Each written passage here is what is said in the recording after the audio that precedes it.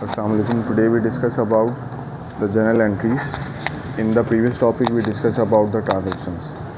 तो journal entries की हमने बेसिक डेफिनेशन पढ़ी थी. आज जर्नल एंट्रीज़ होती क्या हैं और कितनी टाइप्स की हैं और किस तरीके से बनाई जाती हैं वो हम इसके अंदर डिस्कस करेंगे. तो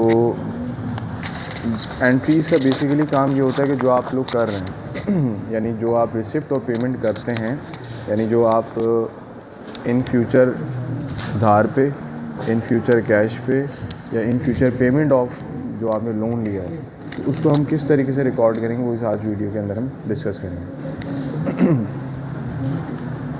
एक customer, if a customer buy anything, ठीक है ना, if a customer buy anything यानी कोई भी चीज़ वो परचेज़ करता है. अब मैंने आपको ये मेंशन नहीं किया कि rather with cash, rather with credit.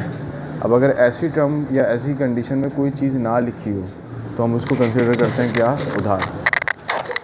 अब यहाँ पे जो बात की जा रही है कि कैश ट्रांजैक्शन या कैश परचेज़ की एंट्री किस तरीके से रिकॉर्ड हो.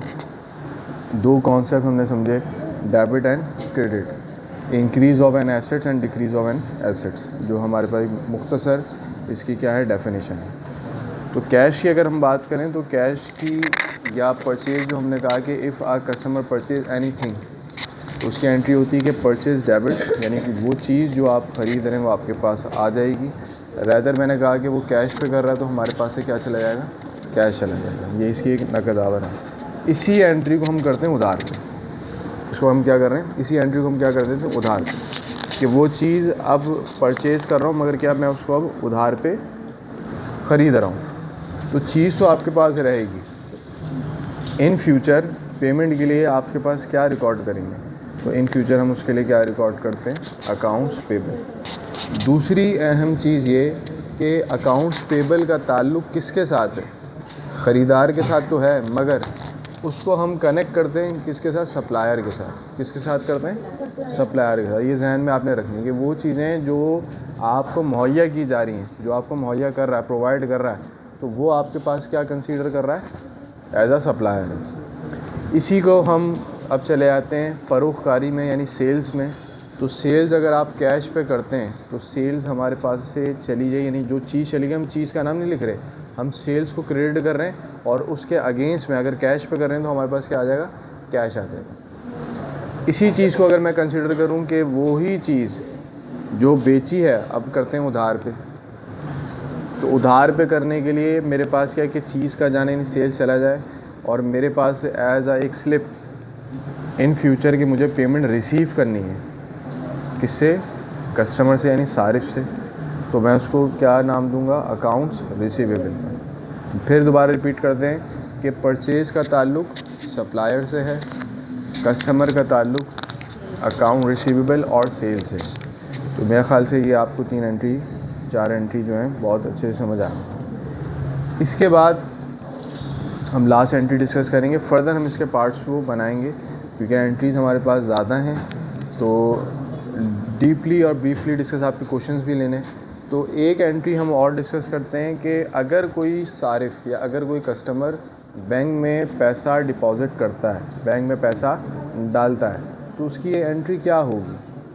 क्योंकि बैंक अपने पास अलग रिकॉर्ड करता है, यानी जो चीज़ हम क्रेडिट करते हैं बैंक वो डेबिट करता है और जो हम डेबिट करते हैं बैंक वो क्रेडिट करता है. और हकीकी तौर पे ये भी चीज़ सही है. तो बैंक में डिपॉज़िट करना यानी बैंक का बढ़ना. मैंने आपको क्या कहा, increase in assets is called debit. तो बैंक बढ़ रहा है तो बैंक डेबिट होगा और आप डिपॉज़िट कर रहे हैं यानी आपके पास से क्या जा रहा है, पैसा ही नहीं कैश जा रहा है. तो आई थिंक कि आप लोग ये अच्छे से समझ आई हैं. क्वेश्चंस हैं तो आप लोग कर लें इन 5 एंट्रीज़ को लेकर. सर ये जनरल की परफॉर्मा अगर हम देखें तो इसमें ये पीआर जो पोस्ट रेफरेंस है का जो कॉलम है क्यों है, जनरल का परफॉर्मा डेट पर्टिकुलर और फिर एक बात आती है पोस्ट रेफरेंस, जैसे पीआर और डेबिट एंड क्रेडिट है. ये पीआर क्यों है, पोस्टिंग रेफरेंस.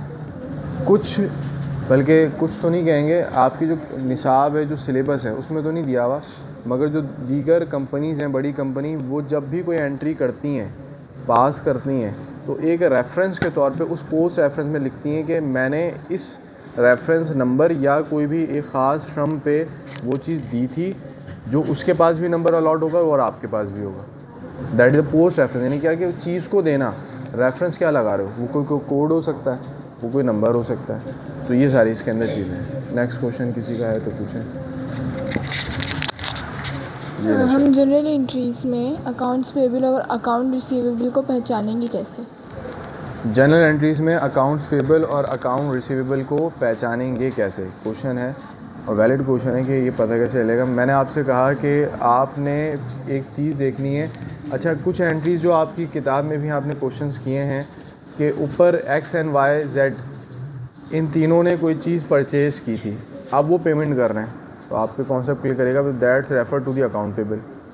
आपने कहा कि भाई किसी ने सोल्ड की थी, तो आप उसको कहेंगे कि रिसीवेबल की कंडीशन है, अकाउंट पेबल की हो ही नहीं सकती।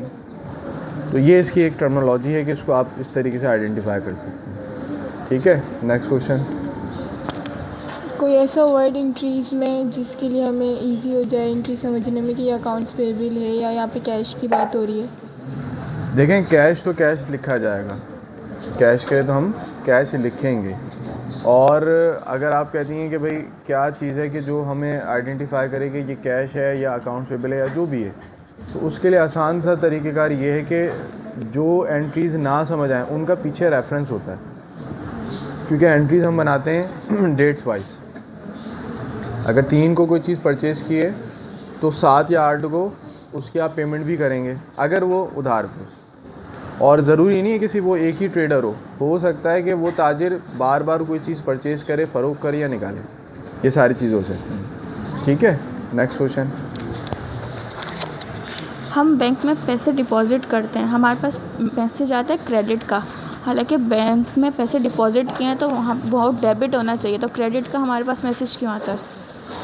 देखो, ये कंडीशन तो आपकी बात बिल्कुल सही कि ऐसा होना चाहिए, मगर बैंक तो रिकॉर्ड ये करेगा ना कि मेरे पास जो पैसा आया, और बेसिकली वो पैसा भी मेरा ही है, मगर in the form of entry, general entry के अंदर तो बैंक अपने पास ये लेगा ना कि मैंने वो चीज़ अपने पास रखी, क्योंकि बैंक की तो वो चीज़ है ही नहीं। लायबिलिटी है कि उसने देना है। जब कस्टमर जाके कैश काउंटर पे कहे कि मेरे जो पैसे आपके पास रखे हैं वो मुझे निकाल के दे दो, एक टॉपिक बहुत लंबा हो जाएगा कि अगर आपके पास लाख रुपए से ऊपर का अमाउंट है तो वो आपको फौरी तौर पे उस वक्त विड्रॉल नहीं करने देगा, क्योंकि बैंक, मैं एक मुख्तसर बात करूं, बैंक जो है वो सारा अमाउंट आपको एक साथ नहीं देता, क्योंकि बैंक की भी मुख्तलिफ जगहों पे इन्वेस्टमेंट है, सरमायाकारी है।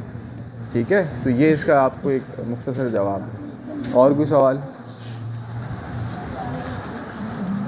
क्लियर है सबको? तो ये 5 एंट्रीज हमने डिस्कस की हैं, इसके फर्दर हम पार्ट्स बनाएंगे। पार्ट 1 था, पार्ट 2, 3 और 4 पे ये एंट्रीज जाएंगी और इसको ब्रीफली डिस्कस किया जाए। ठीक है, तो जो आपके सवालात हों।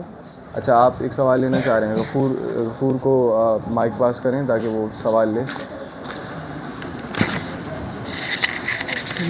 एक एंट्री है पेज नंबर 42 पे 13 एंट्री जी। सर, ये परचेज रिटर्न और देखिए, मैंने अभी उस एंट्रीज़ को डिस्कस करना है नेक्स्ट टॉपिक। अच्छा। परचेज रिटर्न हमने डिस्कस अभी नहीं की, तो एंट्री मैं आपको बता देता हूँ, सिर्फ इतना सा है कि परचेज रिटर्न यानी जो चीज़ खरीदी थी वो वापसी है।